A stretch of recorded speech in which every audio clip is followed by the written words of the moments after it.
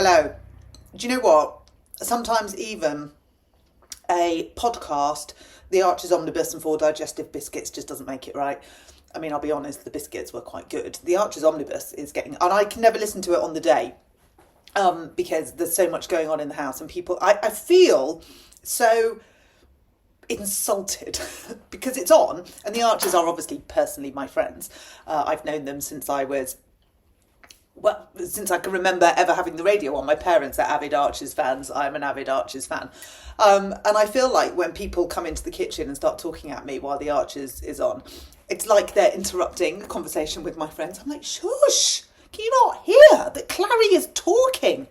And the Archers is something that, if I've watched something scary on the telly, oh my goodness, are you watching Murder at Evensong? I know we're a bit late to the party, it's brilliant, and set in the 80s. I love anything retro, but I have to listen to an episode of The Archers after I've watched a scary film, just to, well, it's not like it's ever going to be scary. I mean, literally Murder at Evensong is as far as I go, but sometimes it leaves me anxious, so I have to listen to The Archers to sort of regulate myself and remind myself that everything's okay. And at the minute, even that's not cutting the mustard. Even listening to what's going on in Ambridge is not making me feel more secure. Murder at Evensong is brilliant. Strictly Come Dancing is doing a good job of hiding the world away. But it's just everywhere you go. I was thinking the other week about Christmas presents. It's never too early, is it? And my other half loves a weekend paper. I mean, we both do, but I read it online.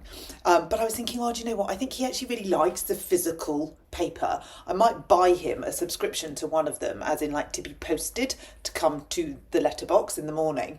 And then I was thinking, well, no, because if it's online, you can sort of hide from it, can't you? But if it's in the kitchen or if it's next to the sofa, you've got to see it. And then when you're using it to light the fire a couple of weeks later, you sort of pick a bit up and go, there it is again. There's just no escape. There's no hide from what's going on in the world at the minute. And it's just really depressing is the long and the short of it. I mean, honestly, there's only so many fake digestives that will get you through the day before you go, oh, I can't be bothered, I just give up. But then I have the rebel in me. And the rebel in me is the bit that does this. This is where we chat. This is where you come in. Oh, by the way, thank you for somebody that noticed I'd had my nails done. I have. I got a voucher. I'd actually said to them I got it for Christmas, but it must have been my birthday because it's got 6 months on it. My birthday's in April. And I found the voucher. It was like winning the lottery. I was like, yes, I'm going to have my nails done. Because I couldn't justify, they're £25 to get your nails done. And I couldn't justify that normally. £25 could be spent in so many other areas. I mean, cat litter for a start. God, that's gone through the roof. Although it is quite good. Here's a gardening tip. Cat litter's quite good for grit when you're planting seeds and stuff. And I know this is gross, but you can have a bit of cat wee on it. It doesn't really matter. It's all going in the ground. Anyway, so thank you for noticing I had my nails done. But it just, the rebel in me is the bit where I talk to you and you send me messages saying that you feel the same. And I feel like we've got a hope. When I do this, when I read the messages, when I hear your comments and read your comments, I mean, some of them make me cry. Somebody who is 64, whose knees are gone and still working 18 hours a week as a cleaner. I won't give away any more than that because they might not want me to share this. But you know, it does feel like our life is being sucked out of us. And somebody who's got dodgy knees, I can completely hear you. You know, we work every hour God sends. So many people say about, you know, tax on any kind of savings or any kind of investments. It's already been taxed at source of income, hasn't it? So then it's being taxed again. And there's this real growing sense of off. And the rebel in me, when we talk about this, is like, yeah, let's me and my YouTube gang. Let's have a chat and let's share it. Let's like and subscribe it because it will get it up the algorithm, and let's share it. Because even, I mean, do you remember we did a story ages ago on Rachel Reeves' uncle? Is it Uncle Terry? I'm sure it was Uncle Terry. I might have that wrong. Sorry, Uncle Terry, if it's not Uncle Terry. But Rachel Reeves' uncle doesn't agree with her politics. Really doesn't agree with her politics. He could watch this. He might watch this. And then if she comes around for Sunday lunch, he might say, now, Rach, love, I'm your uncle. I do love you. But the people on the street, They don't so much. Same with Bridget Phillipson, her mam might watch this. She's not having a good time, is she? So looks like she might lose her seat to Reform. Ooh. And the deputy leadership campaign, that's really not going very well. I think Lucy has definitely got that one. And what would you do if the deputy leader of the Labour Party lost their seat to Reform? I mean, that's a massive oof. And she completely underestimates, while she doesn't acknowledge the 25,000 children that have moved from the independent sector into state, so she doesn't acknowledge them, they do exist. And those 25,000 children have parents who are voting. And those 25,000 children will go on to vote as well. And those 25,000 children are negatively impacting the kids that they've got to sit next to in the state system, where there are no places and there are no resources. So they are affecting, let's just pretend it's one each side of the child. So, we've got 50,000 in the state sector that are cross about this. We've got 25,000 in the independent sector that are cross about this. This is obviously only the ones we know about. If we do spread that net wider, there would be a lot more. So we can look at 75,000 people that really don't like her very much. And that's just not going well at all. And then Rachel Reeves, she's now looking at a one-off wealth tax. She wants to do a one-off wealth tax so it won't break the manifesto. And she's looking at, this one was just, the actual content is sort of immaterial in a way. Tens of thousands of homeowners could be hit by new council tax bans as Treasury officials ponder targeting higher value homes.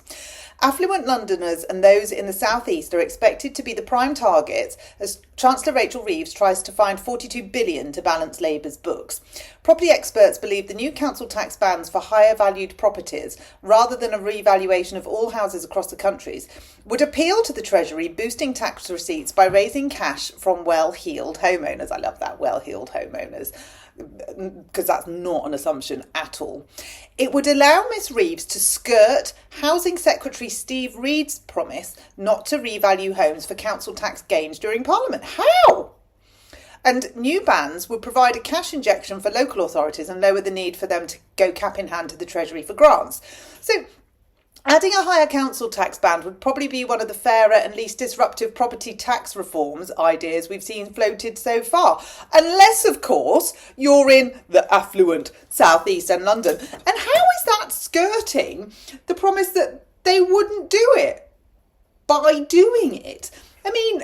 Is it just me? Or are we getting this repeat narrative of Rachel Reeves trying to find loopholes, dodgy deals, to do things to get round the fact that she said she wasn't going to do them and Labour said they weren't going to do them? And now we're openly looking at, backhanders under the table, ways where it's worded slightly differently.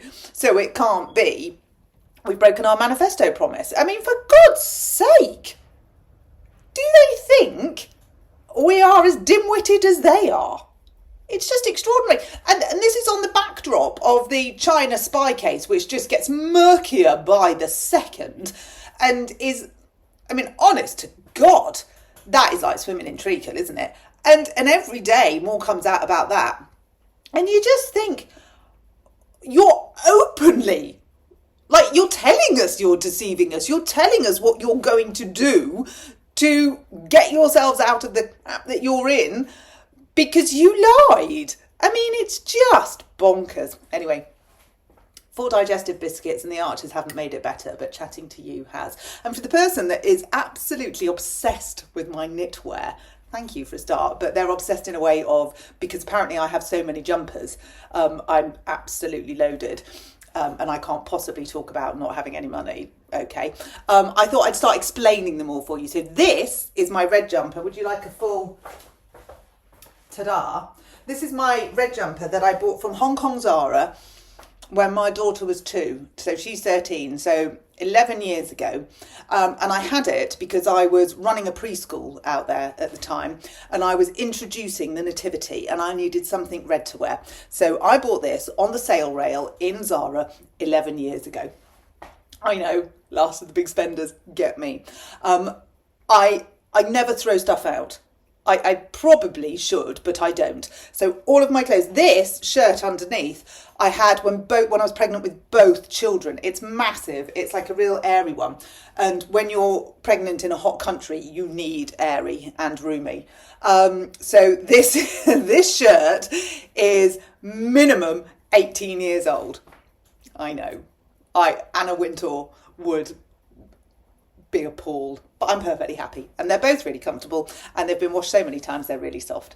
I've digressed completely on that. I mean, that's turned into an absolute rambling. I'm going to have my 5th digestive biscuit, not complain about my weight, and just think cheers to you and me. We'll get there. We will get there.